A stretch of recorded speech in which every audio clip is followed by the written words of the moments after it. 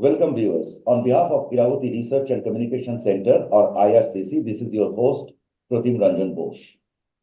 This episode is a little different as we will try to see India, its achievements, failures through the eyes of a very special guest, Joel Shepherd from Adelaide, Australia.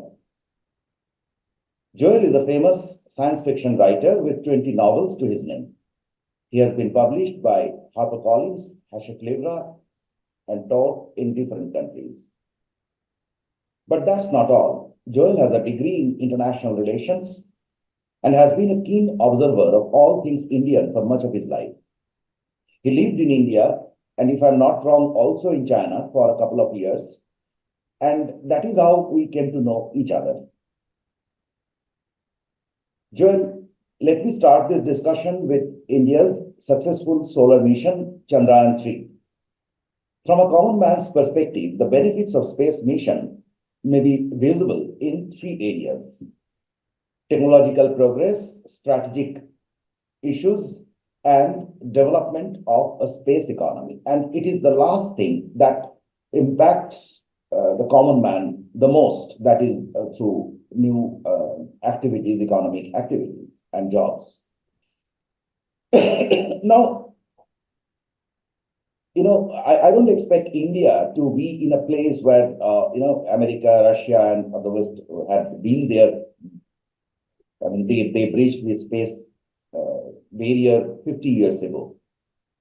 However, you have been a keen observer or student of the evolution of space industry.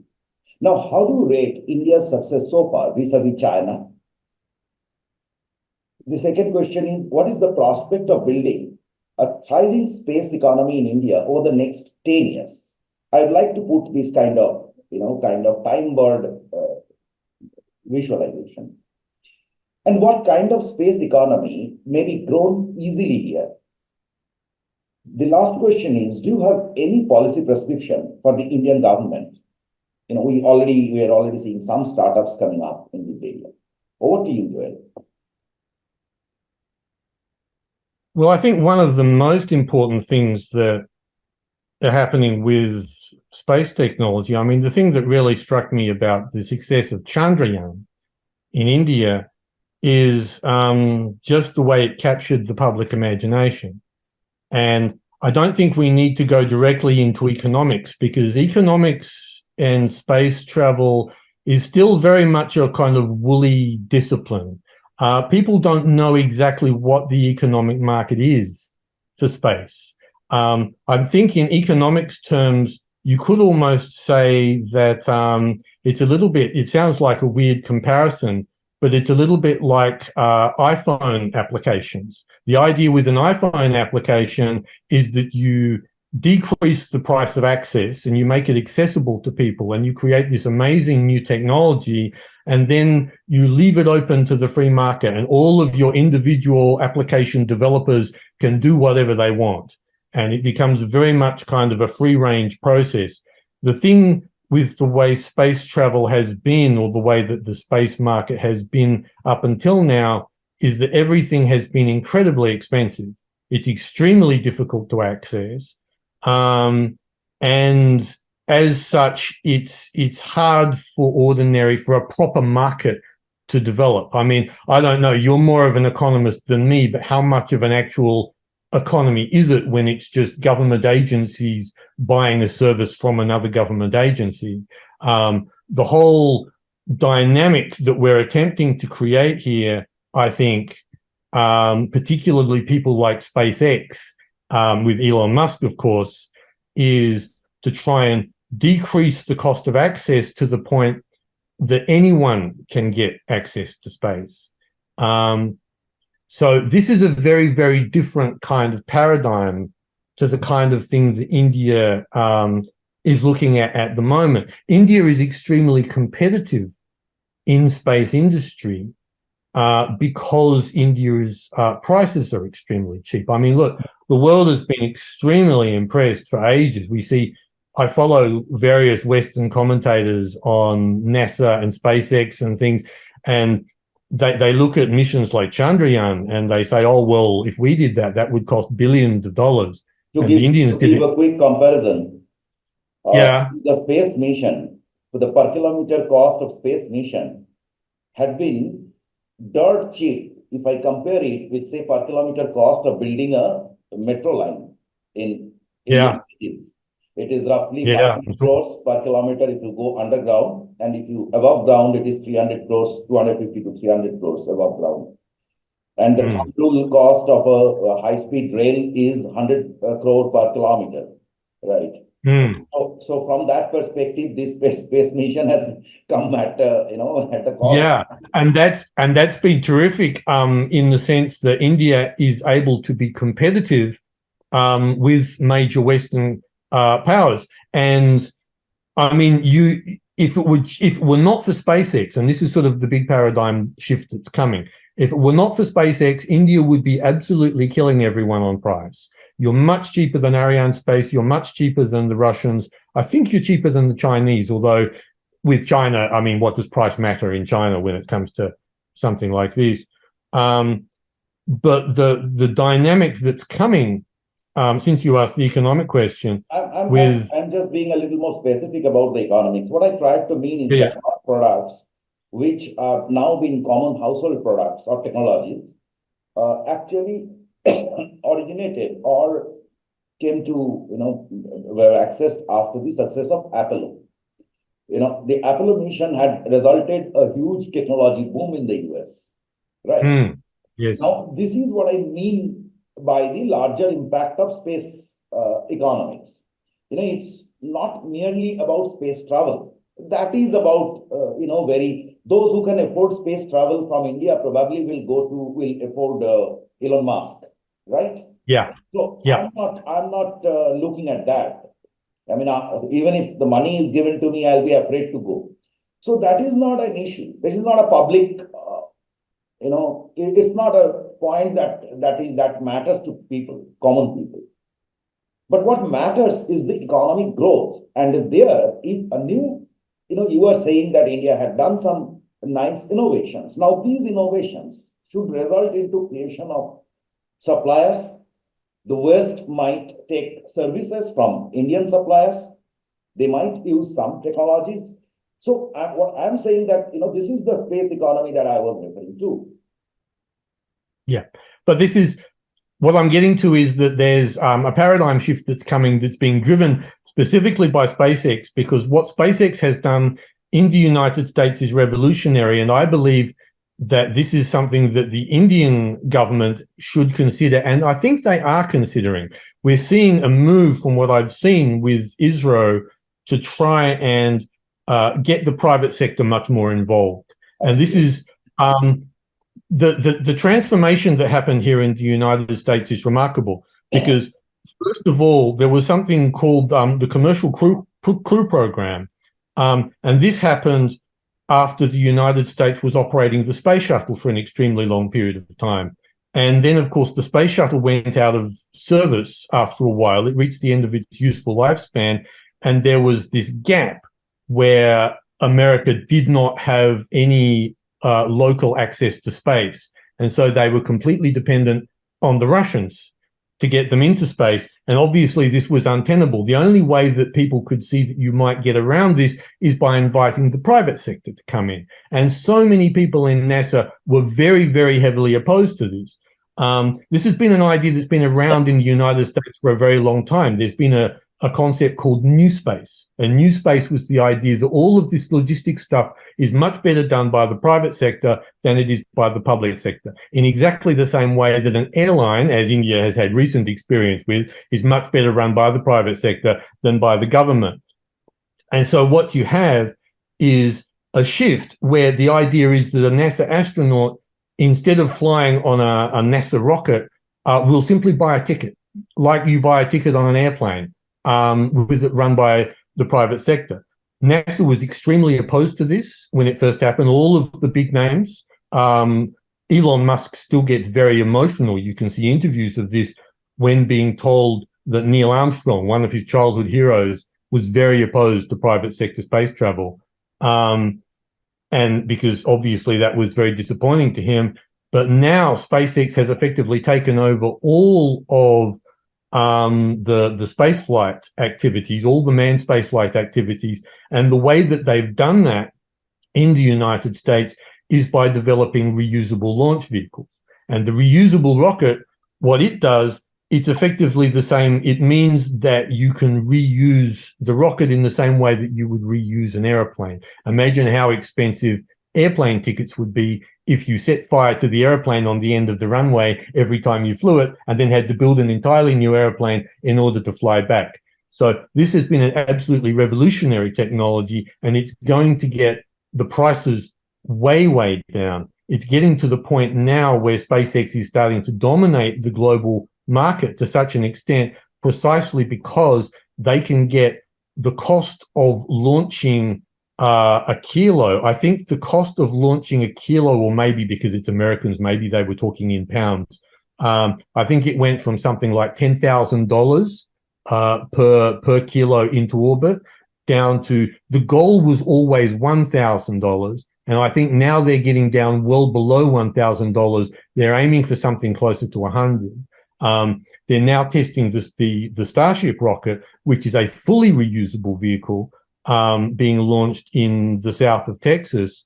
Not only is it going to have enormous capacity, enormous size, I think it can launch upwards of 100 tons into orbit, but it can do so at costs that will become ridiculously cheap, to the point that ordinary citizens could start thinking about going up for a trip. So the point is that when you do this, the cost of access falls by so much that ordinary people can start to get involved. And if you're talking about a space economy in a place like India that has so many great startups, I mean, the startup scene in India is amazing at the moment. And I can just imagine what so many of these young technology experts would love to do in this space. If the cost of access, there are already a couple of in space. Yeah, but if the cost came down by so much more, if the cost came down by another 1,000% or something, which is entirely likely with these new technologies, imagine how many more they would be. So my prediction is that if India stays with its disposable launch technologies, it will stay cheap for a while. But as more money gets pumped into ISRO, as it becomes more successful, it will inevitably become like any big government bureaucracy, and it will become less efficient and less competitive. So my prediction, I think the most brilliant thing that India could do is to attempt to make the transition to reusable rockets and do it early, do it now, because it takes a long time. I'm still amazed that no one else has done it. I think the Chinese recently vertically landed a rocket, but I don't know that it's capable of doing anything other than going up and down and landing. If India could do it this early, at this early phase of the technology, you would gain such a massive lead over the rest of the world, and you would position yourself to be the lowest price supplier of launch technologies to the entire world, and could even conceivably be in a position to compete with SpaceX in another 10 years or whatever, when it starts getting really big. Right. Thank you. So what it boils down to just, I think what you are saying is that cost is mandatory, cost and competition. Unless there is competition, cost can never be brought down, and unless it's common economics that once you bring down the cost, then the market gets bigger, more people get involved into it, and then you start getting that benefit. And on the technology side, you are asking for a new innovation, right? Now, you will be knowing that the government has, on the private participation side, the government has done well, right? From defense strategy, including nuclear, to space.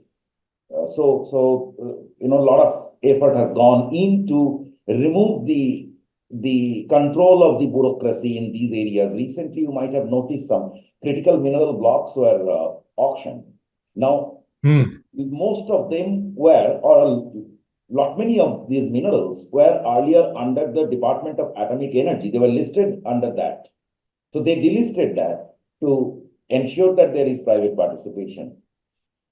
Now let's go to a little more. Let me take you more to the economics, which or economics rather than more than economics, it is politics. Now, just I mean, so far as I'm concerned, or the way I look at it, I found the last 10 years of the Narendra Modi government exciting. This was a simple thing. For the first time, India showed some intent to do and make quick decisions and work on that, implement them in a time-bound manner. We had been great thinkers all across, but our implementation always suffered. It is well known to the world. Now, having done so, there must be some mistakes, which is just normal. But we can't rule out the achievements at the same time. And most of it has come, I mean, I just wrote a column where I said that actually it was possible because of political stability, which has come through the eclipse of the coalition era. I mean, replacing coalition era by a government with brutal majority or strong majority. Now, that had also given rise to a kind of criticism. And in fact, there has been very worse criticism from certain quarters in the West and also in India. As you are aware, VDEM had ranked India 108th. That is below Tanzania, Bolivia, Mexico, Singapore, and Nigeria in the Electoral Democracy Index. Now, this is something very, very interesting. You are putting India below Bolivia. I have seen, in the Press Freedom Index, I have seen India being ranked lower than China-controlled Hong Kong. In fact, in some democracy ranking or press ranking, you are just above Russia. Such indexes, I'm not bothered about its local impact because they have no local impact. We see the elections and etc. But it might be blocking us some rightful position in the global stage. How do you look at this? Over to you. Well, you may have heard of Salvatore Barbones, an American academic studying in Australia. Well, no, he's currently resident in Australia. I had him on my podcast a while back, and his theory was that it was not, in fact, the Western agencies who were compiling these reports that were biased against India. It was rather that they were neutral. They were a blank slate, and that the anti-India bias, or at least the bias towards this particular government, the Modi BJP government, was coming from within India. And in other words, they were asking various presumably anti-Modi experts within India to give their appraisal of the Modi government. And of course, they have a very low appraisal of the Modi government, as you might imagine. And so therefore, the Western agencies were blameless. Now, I think it's an interesting argument, but I personally don't. I buy some of it, but I don't buy all of it, because I think the bias is fairly strong in some of these places. I personally think that what happened with the left in the West is that they feel betrayed by India, which a lot of Indians will feel, kind of surprising, because, when did we ever agree to do anything on their terms? But from the Western left perspective, India was always reliably left-wing. They have this very idealized version of India as being a socialist nation, as being a pacifist nation, because, of course, they all know the Mahatma Gandhi. And they don't realize that India is, in fact, that, but also many, many other things. And that, the fact that India appears to have dumped the left as dramatically as it has in electoral terms over the last, it's been on a gradual decline, the last 10, 15, 20 years is I think they find that to be upsetting. And I think rather than blaming their own ideological positions and their own leftism for the failings in India Instead, they'd rather blame it on some nefarious right-wing plot. India is becoming a bunch of religious fanatics. They're cracking down on democracy, etc., because that's much more comforting argument for them to explain what's happening in India than to confront the truth, which is that the BJP government, as you says, has been by far and away the only Indian government, certainly in my lifetime, the entire time I've been watching it, that has been really seriously delivering on economic growth. There's just no comparison, particularly this recent stretch post-COVID and when we see all the infrastructure being built.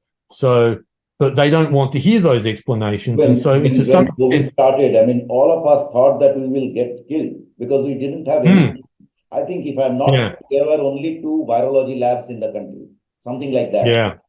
Yeah. And instead you end up dominating sort of global vaccine production and churning out these incredible vaccines. Even Australia was sort of on the waiting list, I think, for Indian vaccines at some point, if I remember correctly. And everyone was kind of amazed at that. The other thing I'd like to touch on, often you hear in the Indian media this reference to a colonial mindset. The idea is that the West somehow still views India as being subservient because India was once a colony and all of this kind of thing. I think this is probably overstating it. I think historical memory in much of the West is extremely bad. Most Americans probably don't even know that India ever was a colony of Britain. The British themselves may remember, the older ones, but the young ones, maybe not. I don't actually think that that's what's going on. I think a lot of it is just a sense of Western arrogance to some extent that we pay attention to countries that matter. If you go back 20 or 30 years, you will find people saying all kinds of dismissive things about China as well, because China was known for poverty. And there's a great story I remember of an Indian airline executive before the liberalization of the Indian airlines, and he would go to the Dubai Air Show, and this is before the liberalization, and he was getting his secretary to call up all of these major aircraft manufacturers. Please have a meeting with me. Please have a meeting with me. He couldn't get anyone to talk to him because it's just an Indian airline. Who cares, right?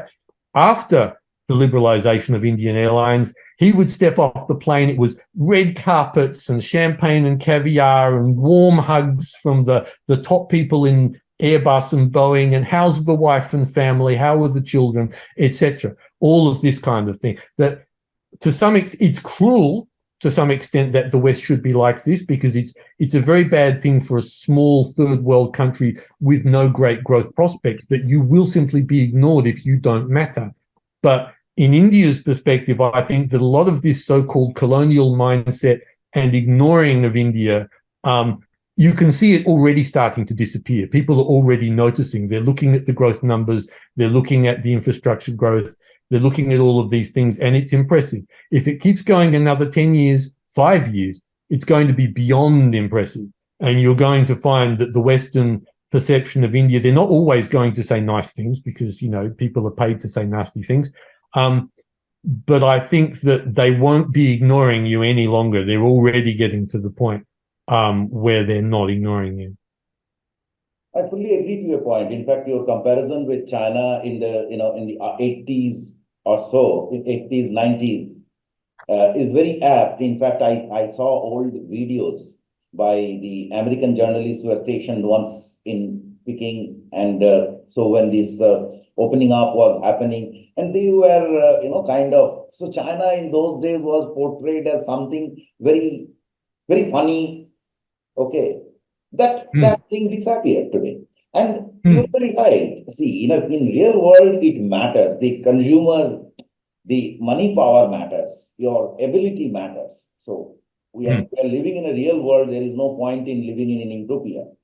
Well, the obvious comparison to make to Indians would be the Indian cricket team. I remember when the Indian cricket team was not very good, they would come to Australia and people were not very excited. And they say, oh, it's only India. This is going to be over very quickly.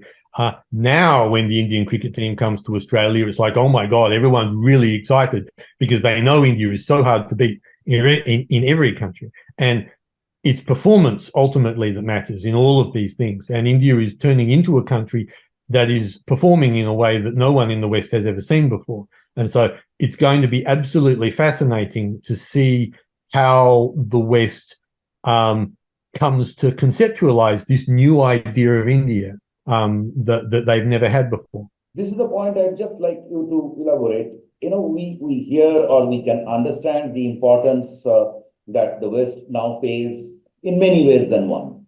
But your perspective from the common man's perspective, how do you see India's image, whether improving, reducing or whatever? How do you see the impact in daily life insofar as India is concerned?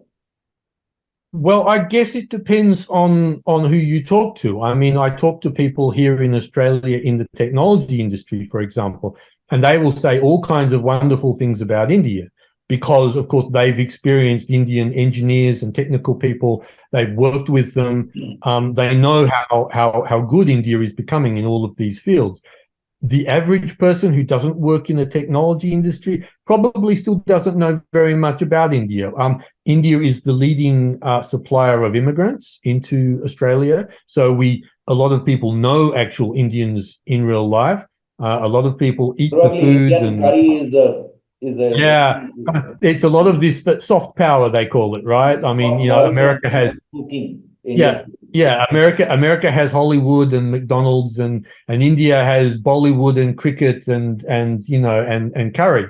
So this is more the way that the ordinary people, I think, understand India in Australia. But that, I think, too, is increasingly going to change. I mean, I personally am looking forward to the day when the Indian airlines start routing Australia to Europe traffic through India instead of through the Middle East, as they are at the moment, because then you'll start having Australian backpackers stopping off in India for a couple of weeks or maybe a month or two in the same way that the Israelis do all the time in India at the moment. And that, I think, would be one of the biggest things for cross-cultural ties between India and Australia, certainly.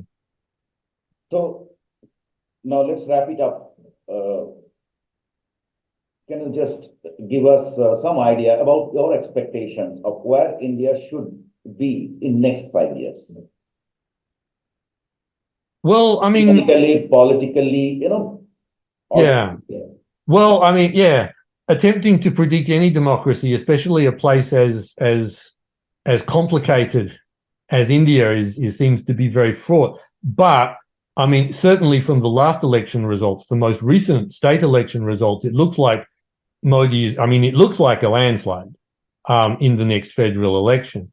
I personally hope that that's the case, not so much because I agree with I don't understand a lot of the Indian domestic sort of cultural politics and stuff. I am a development absolutist. All that I know is that as a person who likes liberal democracy, I want the world to have more powerful liberal democracies in it.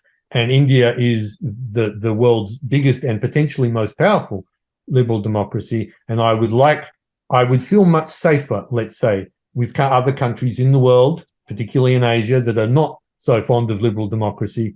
I think all of us would be much better off if that was the case. But the thing that really interests me about the Indian growth story, and that really interests a lot of people, I think, is how completely unorthodox it is. Countries with the per capita GDP that India has are not supposed to have the highly developed services sector that India does have. They're not supposed to have the highly developed technology sector. They're certainly not supposed to have all of the internet services and infrastructure that the government has built up. The Aadhaar scheme, the absolute world leaders. My own experience, I know it's terrific. In electronic payments and all of these kinds of things. These things are absolutely world leading. America doesn't have these things. If they continue to scale in the way that they are, in the way that they promise to be able to join the poor segments of Indian society into the economy and to create inclusiveness, which is always the most difficult thing, right? This is something that we haven't really seen before. And I think the greatest achievement of the BJP government for me has been that it is able to take over many of the things that were previously the preserve of the left in India and make them their own. For example, payments to the poor, being able to do payments directly into bank accounts, social welfare. Now, that was always the preserve of the left, the same way it is in most Western countries. I mean, in Australia, if you want more economic growth but less social welfare, you vote for the Conservative Party. And if you want more social welfare and less economic growth, you vote for the left-wing party, the Labor Party.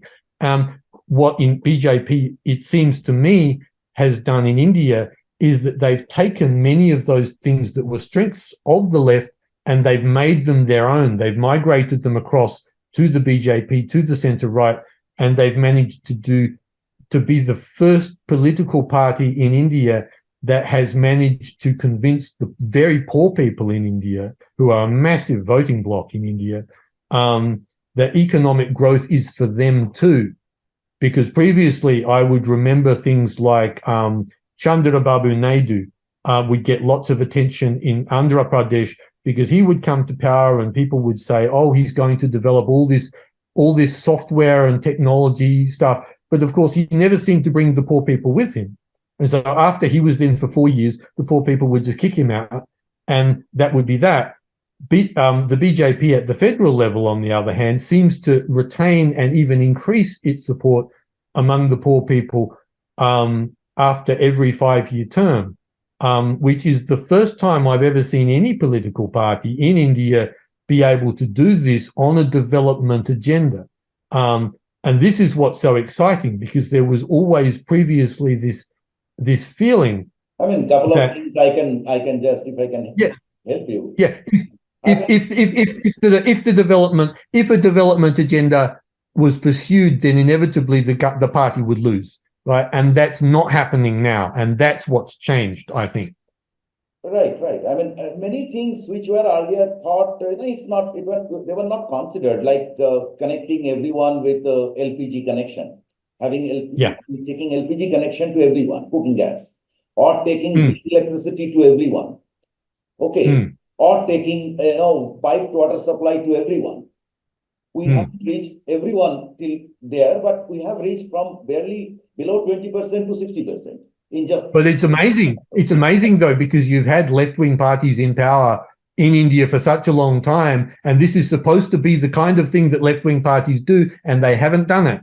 Exactly. This is the point. I mean, in fact, if you look at economically, I don't think, most of us who follow it say that it is not a rightist party.